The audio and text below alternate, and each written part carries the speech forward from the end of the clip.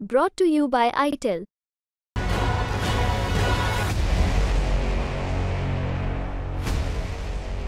ये extraordinary general meeting है। Agenda है कि हमको बोर्ड से निकाले, 3 बोर्ड से actually. JKI Bombay limited holding company है, शेयर होल्डिंग कंपनी है। Smart and finserv private limited share holding company है। और RCCL Raymond consumer care limited public limited company है, नॉन स्क्रिप्टेड। वो औरंगाबाद में मीटिंग है। ये पहले 2 बॉम्बे में मीटिंग है, 11 बजे का, 12 बजे का, औरंगाबाद का 4 बजे का, ताकि मैं पहुंच नहीं सकूं। कनेक्टिविटी नहीं है, फ्लाइट्स वगैरह डायरेक्ट नहीं है, लंबा रास्ता जाना पड़ता है सड़कों से एक्सेट्रा।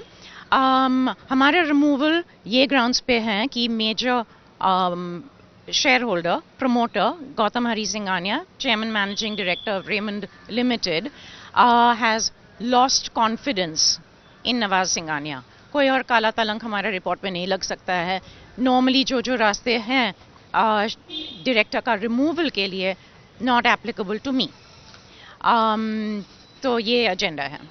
मैम, जैसे कि आपने कहा लॉस्ट कॉन्फिडेंस, पहले तो इसका क्या मतलब होता है और लॉस्ट कॉन्फिडेंस के क्या ग्राउंड्स होते हैं to lose confidence in someone? Lost confidence का मतलब है कि मैं विसल ब्लोअर हूँ। उनके सब गलत काम को, मैं गौतम हरी सिंघानिया के सब गलत काम के ऊपर मैं रोशनी शाइन कर रही हूँ। वो उनको सूट नहीं हो रहा है। वो कैसे कंपनी को वापर रहा है अपने पर्सनल बेनिफिट के लिए। गलत काम हो रहे हैं, पैसों के हिसाब से गलत काम हो रहे हैं, पर्सनल एजेंडाज रन हो रहे हो। खुद उनके पिताजी बोलते हैं कि गौतम कंपनी चलाता है उनके पर्सनल फीफ्डम के जैसे, गुंडागर्दी राज के साथ वगैरह वगैरह। अभी मैं गाड़ी में पढ़ रही थी, उनके पिताजी ने आई थिंक 2018 में बोला था लेटर में बोर्ड को कि ये भिंडी बाजार टैक्टिक्स नहीं चलते हैं, किसको मारना, किसको पीटना, किसको बाहर निकालना वगैरह वगैरह। उनका लॉस ऑफ कॉन्फिडेंस ये सब चीज़ में से निकलते हैं, जहाँ मैं ये सब की डिटेल बोल रही हूँ, बता रही हूँ। आगे उनको ही पूछना पड़ेगा ना लॉस ऑफ कॉन्फिडेंस का क्या मतलब है, क्योंकि उन्होंने तो कोई रीज़न दिया ही नहीं है। कहीं ना कहीं देखने मिलता है कि ये निजी मामला जो है वो प्रोफेशनल मामले में भी ट्रांसलेट हो रहा है। आप काफी बार कह चुकी है कि this is not personal, but देखने मिल रहा है कि कहीं ना कहीं पर्सनल ग्रज और आप दोनों का जो इतिहास रहा है उसी वजह से, और खास तौर पर आपने उनको विसल ब्लोअर कहा है, तो कहीं ना कहीं ये बात उनको खटक गई है और अच्छी नहीं लग रही, इसीलिए वो आपका रिमूवल चाहते हैं। नहीं, ये गलत बात है। अगस्त 2023 में I have called him out. वो क्या गलत काम कर रहा था, वो टाइम से हमने ये सब बात की चर्चा की है। और हमारी कोई पर्सनल प्रॉब्लम नहीं थी वो टाइम पे, लेकिन हम काफ़ी चीज़ जान चुके थे जो उनको सूट नहीं कर रहा था। I knew too much, so that was the problem that led to our personal problems, just to be very clear. जी, कहीं ना कहीं क्योंकि एक सेटलमेंट की भी बात चल रही है। आपने कहा है कि मुझे ये जो सारे फंड्स है इसमें पर्सनल इंटरेस्ट नहीं है, बट आपकी 2 बेटियां हैं, आपकी 2 बच्ची है, उनके फ्यूचर के लिए आप सीख कर रहे हैं, तो कहीं ना कहीं ये वेल्थ जो है वो प्रोटेक्ट करना चाहते हैं और कुछ भी देना नहीं चाहते। इसीलिए एक तरीका हो सकता है कि आपको बोर्ड मीटिंग में बैठने ना दिया जाए या आपको बोर्ड से निकाल दिया जाए। पहले तो उनका पर्सनल वेल्थ हम मांग रहे हैं हमारे बेटियों के लिए और हमारे लिए, कंपनी का नहीं। तो this is nothing to do with the companies और the boards, just to be very clear. नहीं, उनका ये पुराना स्टाइल है, जब कुछ गलत काम करो तो फिर वो ही विक्टिम को ज़्यादा दंड दो, ज़्यादा हैरेस करो, ज़्यादा सताओ। ये उनकी पुरानी आदत है। मैम, मेरा आखिरी सवाल आपसे रहेगा, क्योंकि आप इतना कुछ झेल चुके हैं और अभी भी झेल ही रहे हैं, तो आपकी आज की मीटिंग में किस तरह की स्ट्रैटेजी रहेगी और आप अपने आप को कैसे डिफेंड कर पाए ताकि आपको कोई बोर्ड से ना निकाले? क्योंकि आपने बताया कि आपका अटेंडेंस का भी दिक्कत नहीं है, आपके ऊपर ब्लैक मार्क नहीं है, आपका रिकॉर्ड 100% 100% स्पष्ट और सफ़ेद है, तो आप आज की मीटिंग के बाद अपने आप को कैसे डिफेंड करेंगे? हाँ, कंपनीज एक्ट 2013 में डायरेक्टर का रिमूवल के हिसाब से काफ़ी डिटेल्स है कि डायरेक्टर को कैसे क्या ग्राउंड्स पे रिमूव कर सकते हैं।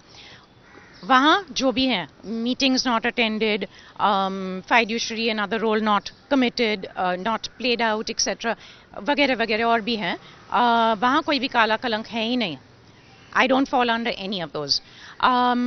सिर्फ loss of confidence by major promoter, shareholder, promoter. तो आज मैं EGM में हमारा साइड बताने वाली हूँ, हमारा representations है, जहाँ मैं बताऊंगी मुझे क्या बोलना है ये सब बात के बारे में, उनके क्या क्या मिसडीड्स है, क्या कर रहा है वगैरह, और लाइट किस पे लगना चाहिए, एक्चुअली हॉट सीट पे किसको रखना चाहिए. ऐसा आदमी chairman managing director large public scripted company का हो सकता है? मैम, क्योंकि आप ये सवाल पूछ रही तो ये सवाल के ऊपर एक और सवाल पूछना चाहूँगा कि अगर आप कह रहे हैं कि इंसान जिसका कैरेक्टर ठीक ना हो, जिसके प्रोफेशनल मिसडीड्स बढ़ गए हो और उस पर आप विसल ब्लोअर भी रह चुके, इसके बावजूद जो कंपनी के बाकी बोर्ड ऑफ डायरेक्टर्स है वो उनको सपोर्ट कैसे कर रहे हैं और उनका रिमूवल सीक क्यों नहीं कर रहे हैं? जो बोर्ड ऑफ डायरेक्टर्स हैं वो कुछ लोग हैं जो उनके बहुत पुराने दोस्त हैं, डेकेड्स से दोस्त लोग हैं, दोस्त हमारे भी हो गए. फिर प्राइवेटली हमको मालूम है कि वो बहुत डरे हैं, प्राइवेटली हमको मालूम है कि वो बहुत हिल गए हैं, खुद के लिए भी हिल गए हैं क्योंकि उनका भी फाइड्यूशरी और अदर रोल्स एंड ड्यूटीज़ हैं, लेकिन वो अटक गए हैं between a rock and a hard place. उन लोग भी बीच में क्या करें. जो उनका रिमूवल को क्या बोलते हैं, रिटायरमेंट को क्या बोलते हैं, उनका what is the word? Retirement नहीं, रिटायरमेंट नहीं, व्हाट इज द वर्ड? लेकिन मैम, जैसे कि आपने कहा कि ये सारी चीज़ें हैं और दोस्तों का सपोर्ट उनको मिल रहा है, तो कहीं ना कहीं आपको नहीं लग रहा पर्सनली कि ये गलत हो रहा है? जिस इंसान को निकाले जाना चाहिए वो बिल्कुल वहीं पर है, लेकिन आप जैसे कि आपने ईमानदारी से हमेशा काम किया है, लेकिन आपको निकालने का प्रयास कर रहे हैं. ये बेचारे बोर्ड मेंबर अटके हुए हैं, बहुत डिफ़िकल्ट पोजीशन में हैं. उन लोग भी सही काम करना चाहते हैं, पर्सनली हमको मालूम है क्योंकि पर्सनल फ्रेंड्स भी हैं. उन लोग का भी गला लाइन पे लगा हुआ है, तो उन लोग भी बहुत कठिनाई में आ गए हैं ये सिचुएशन में. ऐसा नहीं कि उनको गलत काम करना है, लेकिन उनके पास अभी कोई चॉइस नहीं है. अपने आप भी कैसे बचाए, सिचुएशन को भी कैसे बचाए, निकले भी कैसे ये फंसा हुआ सिचुएशन में. तो जस्ट टू बी क्लियर, हो तो गए हैं बेचारे सब बोर्ड ऑफ डायरेक्टर्स, फंसे हुए हैं डिफ़िकल्ट सिचुएशन में. यहाँ दोनों बाजू पे डिफ़िकल्ट सिचुएशन है उनके लिए. ये उनके सब मिसडीड्स रेगुलेटरी बॉडीज़ ने भी कॉल आउट किए हैं, IAS ने भी कॉल आउट किया है. फ्रंट पेजेस पे आप देख रहे हो, इंडियन एक्सप्रेस हो या इकोनॉमिक टाइम्स, उनके सब गलत काम, उनका सब ये DRI रेड के बारे में कितना 300 वगैरह 350 वगैरह करोड़ दिए हुए हैं उन्होंने सेटल करने के लिए. एक्चुअली ज़्यादा दिए हुए हैं, लेकिन ये नेगोशिएट किया था नंबर लिखने के लिए. उनके फॉरेन जो कंपनीज़ है, शेल कंपनीज़, BVI, पैंडोरास पेपर्स, ये सब चीज़ खुली हुई है न्यूज़पेपर्स में फ्रंट पेजेस पे. तो हाँ, इट्स ऑल आउट देयर.